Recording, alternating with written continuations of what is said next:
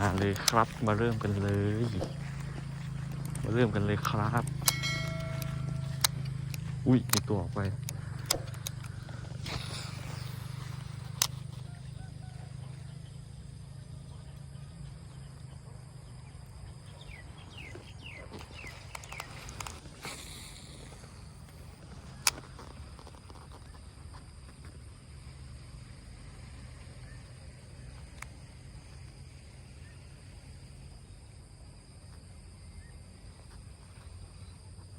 มันจะกัดไหมเนี่ย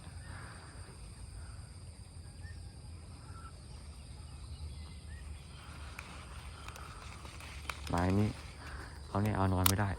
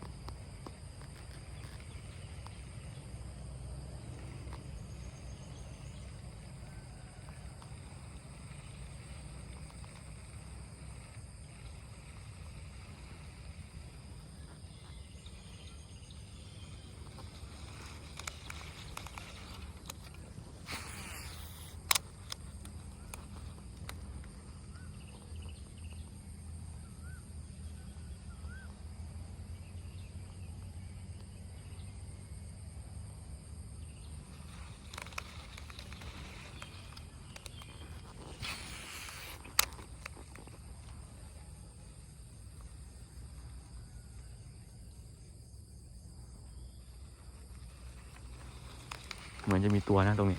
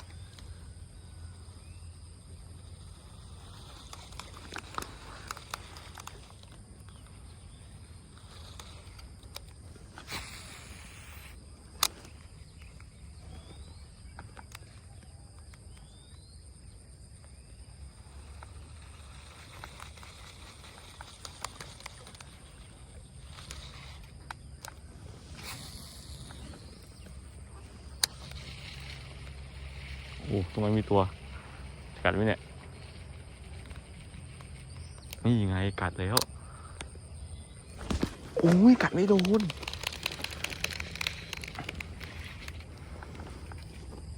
กัดจังหวะเคาะเลยนะครับเมื่อกี้มันกัดไม่ใช่กัดไม่โดนมันกัดโดนแล้วนะเมื่อกี้อะไรของมันวะ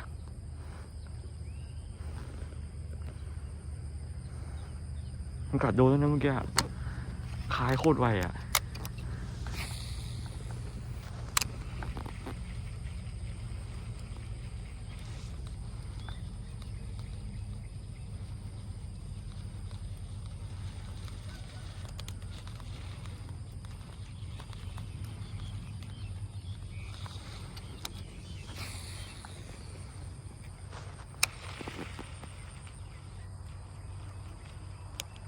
กัดเหรอ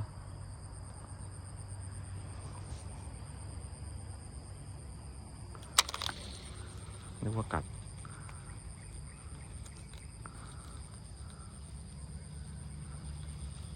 โอ้โหเมื่อกี้เสียดายชิบหาย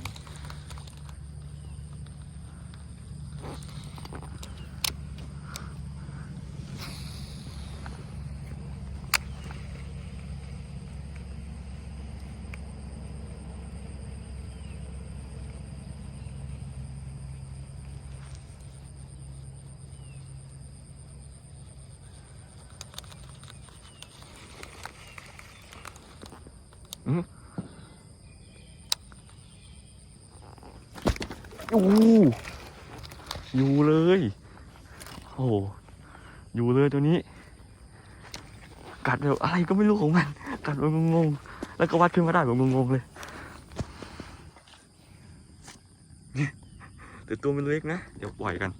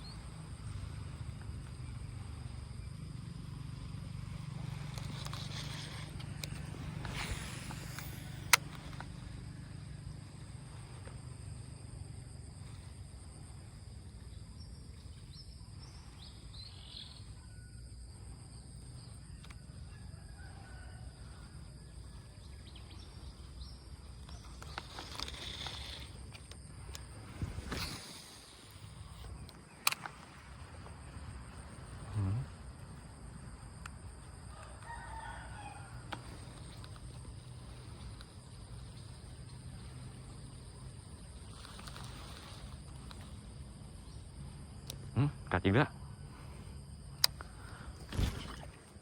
โอ้ยมาอีกตัวหนึ่งแล้วมาอีกตัวหนึ่งแล้ว